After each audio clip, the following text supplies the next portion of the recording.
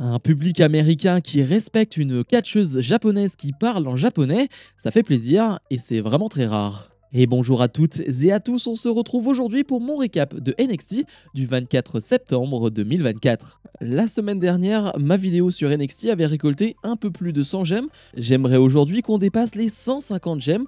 Je compte bien sûr sur vous. NXT va donc débuter avec Kelani Jordan qui défend son titre de championne nord-américaine face à Wren Sinclair, un combat qui va durer à peu près 10 minutes et c'était vraiment pas mal. Alors ce qui est bizarre c'est que j'ai pas de grosses prises à retenir lors de ce match, le match est plutôt très fluide, se passe très bien, il y a un bon rythme d'ailleurs dans le match où il n'y a pas réellement de temps mort, de phase de domination au sol ou quoi que ce soit, non, on met du rythme, on a énormément de tombées, surtout sur la première phase avec énormément de roll-up, mais je n'ai pas de grosses prises, je n'ai pas de gros moments dans le combat, simplement c'est vraiment bon, je trouve qu'il y a une bonne alchimie entre les deux, on remarquera quand même que Kelani Jordan, c'est elle qui mène la danse et c'est quand même pas rien, elle qui a très peu d'expérience, qui est certes la championne, on voit son évolution et ce qu'elle est capable de faire aujourd'hui, d'être celle qui dirige sur le ring, ce n'est pas rien. Finalement, le tournant du match, c'est lorsque Wren Sinclair va se jeter à l'extérieur du ring sur Kelani Jordan, mais elle va se louper et sauter sur les membres de son clan. Jordan en profite, va apporter son moonsault et remporter ce combat. Jordan conserve donc son titre. On peut imaginer que dans les 2 prochaines semaines, lorsque le show NXT va passer du côté de la chaîne CW, on a 2 énormes shows pour les 2 prochains NXT, et bien qu'une Stephanie Vaquer va arriver du côté de NXT pour challenger Kelani Jordan. En tout cas, c'est mon intuition, ça me paraîtrait assez logique, vu qu'on a vu Julia challenger Roxanne Perez, je vois bien Stephanie Vaquer challenger Kelani Jordan. Grayson Waller Effect avec pour invité Nathan Fraser et Axiom. Grayson Waller et Austin Theory vont challenger les champions par équipe de NXT dans 2 semaines.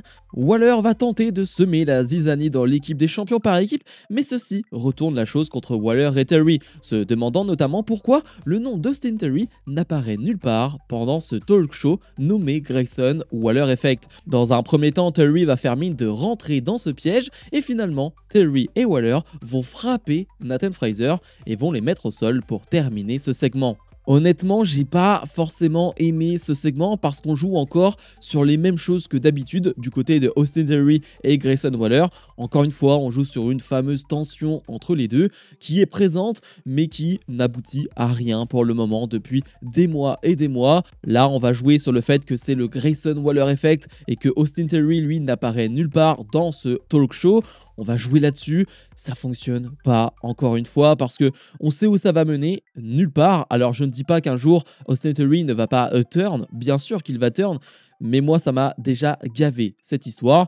Les promos des 4 ne sont pas horribles, mais j'ai pas trouvé ça dingue. Simplement, j'ai hâte de voir le combat dans 2 semaines, qui je ne doute pas sera vraiment excellent. Hank Walker et Tank Ledger font face à DOC, un combat d'un peu moins de 5 minutes. Alors autant je suis pas forcément fan de l'équipe de Walker et Ledger parce que leur personnalité, leur gimmick ne m'intéresse pas vraiment, mais sur le ring, alors encore une fois, il n'y a rien d'impressionnant, mais il y a tellement d'énergie, tellement d'envie de bien faire que c'est pas déplaisant du tout. Et d'ailleurs, le public est plutôt très investi dans ce combat qui est très basique. Honnêtement, DOC ne font pas grand chose et ils sont vraiment pas très bons. DOC, c'est quand même compliqué. Si tu ne mets pas Nathan Fraser et Axiom en face, tu vois quand même rarement de très bons matchs avec eux, ou en tout cas les matchs sont assez moyens. Là, face à Hank Walker et Tank Ledger, heureusement que les babyface vont mettre un peu de rythme, un peu d'enthousiasme, parce que sinon c'est très compliqué, et c'est finalement même les babyface qui vont remporter ce combat. Encore une défaite pour ZOC, et une bonne victoire pour Hank Walker et Tank Ledger, qui vont se replacer un peu plus haut dans cette division par équipe. Oro Mensah fait face à Lexis King, un combat qui va être là aussi très court, on est sur moins de 4-5 minutes. Le match est correct mais sans plus, avec un Lexis King qui, avant le combat, je ne dirais pas qu'il s'est excusé, en tout cas il a dit à Oro Mensah que le meilleur des hommes gagne.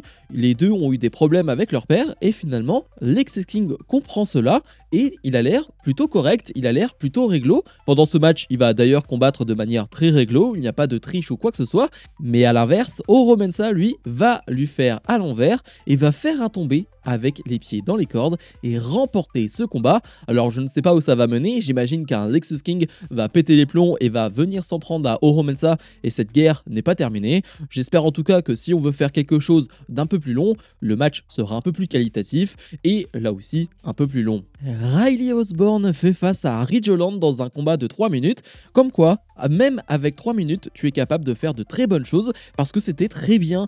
On a Riley Osborne qui va d'ailleurs se jeter directement à l'extérieur du ring sur Ridge Holland et c'était très bien parce qu'on a ressenti toute la haine que pouvait avoir Riley Osborne pour Ridge Holland en 3 minutes. Il se jette dans la gueule du loup. Même s'il sait très bien qu'il va se faire contrer avec la puissance d'un Ridge Holland, il le fait pour le bien de son clan, pour l'honneur de son clan qui s'est fait détruire petit à petit par Ridge Holland. Et je trouve ça génial. On a deux moments importants. Je pense à cette belly to belly overhead suplex portée à l'intérieur du ring qui va virer Riley Osborne à l'extérieur du ring. C'était impressionnant. Et puis les deux vont passer à travers une partie de la barricade à l'extérieur du ring. Là aussi, c'était vraiment pas mal.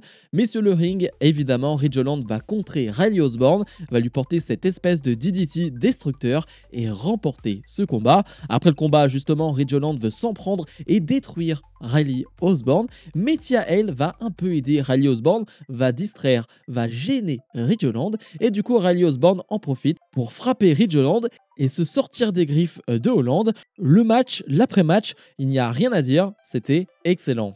Wendy Choo et Rosemary font face à Carmen Petrovic et Brynn Neris, un combat de 4 minutes. Là non plus, j'ai pas grand chose à dire sur ce combat, ça fait beaucoup de matchs dont je dis cela pour ce NXT, mais il est vrai, on a une domination de Wendy Choo et de Rosemary sur Brynn Neris et ça va se jouer à l'extérieur du ring avec une fin totalement débile. Vraiment, cette fin, je la trouve débile parce que Carmen Petrovic va être distraite par un certain Ashante Adonis qui, à l'extérieur du ring, une nouvelle fois va offrir une rose à quelqu'un dans le public. Mais ce que je ne comprends pas, c'est pourquoi Carmen Petrovic se retourne et va voir Ashante Adonis alors que ce ne la regarde pas. Je veux dire, ça n'a aucun sens. Brynn Neris, elle est à deux doigts de faire le tag, mais Carmen Petrovic, elle préfère se retourner, voir ce que fait Ashante Adonis alors qu'il ne la regarde même pas. Il ne regarde même pas ce qu'il y a sur le ring. Simplement, il donne une rose à quelqu'un dans le public. Ce qu'il fait bien sûr que Rosemary et Wendy Choo vont remporter ce match en 2 contre 1.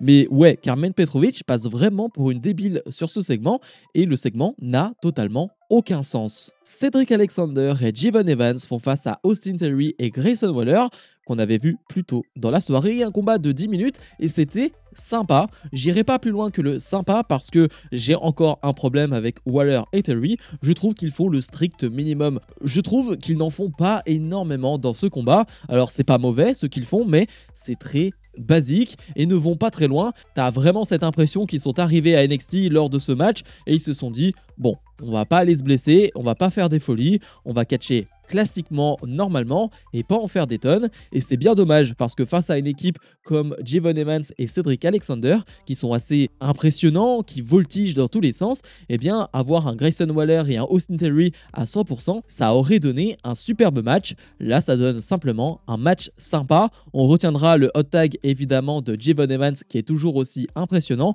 Lorsqu'il porte ce springboard clothesline, là, Austin Theory va mettre en avant ses talents de selling. C'est magnifique la manière dont il va vendre ce coup, mais finalement ça va se jouer à l'extérieur du ring avec une mauvaise intervention de la part des champions Nathan Fraser et Axiom et on va jouer justement cette fois-ci avec une mauvaise entente de la part des champions qui vont se louper une première fois puis une deuxième fois, ce qui va donner l'avantage à Austin Theory et Grayson Waller qui vont remporter ce combat. Je l'ai dit pour leur segment plus tôt dans la soirée, mais j'en ai un peu marre qu'on joue avec ce côté mauvaise communication, que ce soit du côté de Austin Theory et Grayson Waller ou que ce soit du côté de Nathan Fraser et Axiom.